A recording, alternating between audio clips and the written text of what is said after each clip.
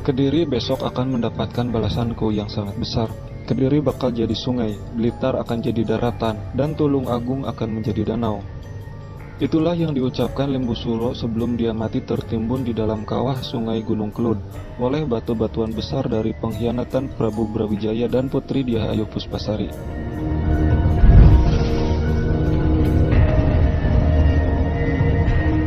Menurut legenda, Gunung Kelud bukan berasal dari gundukan tanah yang meninggi secara alami, melainkan terbentuk berkat sebuah pengkhianatan cinta seorang Putri Dyah Ayu Puspasari terhadap Lembu Sura.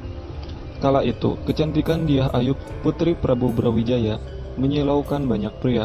Sang putri yang memiliki tubuh yang amat mempesona itu menarik minat banyak pangeran dan raja untuk melamarnya. Untuk menyaring siapa jodoh anaknya, Prabu Brawijaya kemudian membuat sayembara bagi para pria yang bisa menarik busur Kiai Garuda Yeksa dan mengangkat gong Kiai Sakadelima. Dialah pendamping hidup kesayangannya. Pada saat yang telah ditentukan, para peserta kemudian berkumpul di alun-alun kerajaan. Prabu Brawijaya dan sang putri nampak bertengger di atas singgasana, menyaksikan sayembara tersebut. Prabu Brawijaya pun kemudian memukul gong sebagai pertanda sayembara dimulai. Satu persatu peserta sayembara mengeluarkan seluruh kesaktiannya untuk merentangkan busur dan mengangkat gong tersebut. Namun tak seorang pun yang berhasil melakukannya. Bahkan tak sedikit pula di antara peserta yang kemudian mendapat musibah, seperti patah tangan dan patah pinggang. Prabu Brawijaya pun kemudian menutup sayembara tersebut. Namun, ketika dia hendak memukul gong untuk menutup acara, seorang raja berwajah lembu datang dan memohon izin kepada Prabu Brawijaya untuk ikut dalam sayembara tersebut. Ia berkata, "Ampun Gusti Prabu, apakah hamba diperkenankan untuk mengikuti sayembara ini?" pinta pemuda itu. "Hai pemuda, siapa namamu?" tanya Prabu Brawijaya. "Nama saya Lembu Sura," jawab pemuda itu. Prabu Brawijaya saat itu mengizinkan karena beranggapan pemuda berwajah lembu itu tidak akan mampu merentangkan busur dan memukul gong seperti yang dikehendakinya.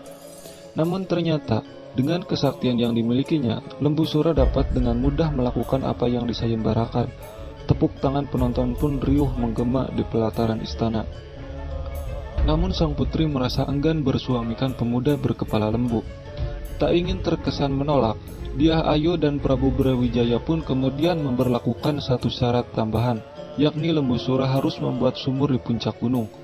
Saking cintanya, Lembu Sura akhirnya mengerjakan apa yang diminta Dyah Ayu tanpa melalui kesulitan. Tapi nyatanya, Dyah Ayu dan ayahnya kemudian licik. Saat Lembu Sura berada di dalam sumur itu, Prabu Brawijaya memerintahkan pasukan Jenggala untuk mengubur Lembu Sura dengan batu. Lembu Sura pun merasa dikhianati. Raja berkepala lembu itu kemudian berteriak lantang hingga terdengar kencang ke atas langit kepada Dyah Ayu dan Prabu Brawijaya. Sumpah Lembu Suro yang merasa dendam tersebut bila diartikan, "Orang Kediri besok akan mendapatkan balasanku yang sangat besar. Kediri bakal jadi sungai, Blitar akan jadi daratan, dan Tulung Agung menjadi danau." Tak pelak sumpah itu membuat raja dan rakyatnya takut, sehingga masyarakat lereng Gunung Kelud hingga kini masih melakukan sesaji sebagai tolak bala sumpah itu, yang disebut larung sesaji. Para warga pun meyakini setiap Gunung Kelud meletus merupakan pertanda marahnya Lembu Sura.